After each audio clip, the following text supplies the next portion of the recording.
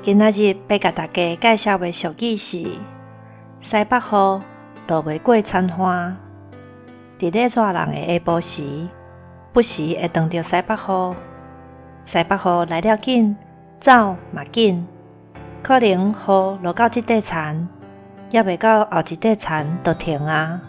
虽然雨水带来一点仔清凉，毋过这对于热到要死的天气来讲，嘛无啥物作用。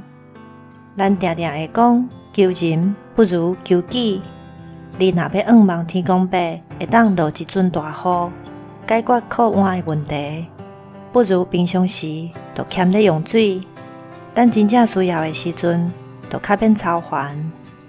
这句俗语看起来是用来感叹世事无法度照咱的安排去行，毋过较济是摕来劝人爱面对现实，拄着困境嘛爱勇敢去面对、去解决，安尼才是道理。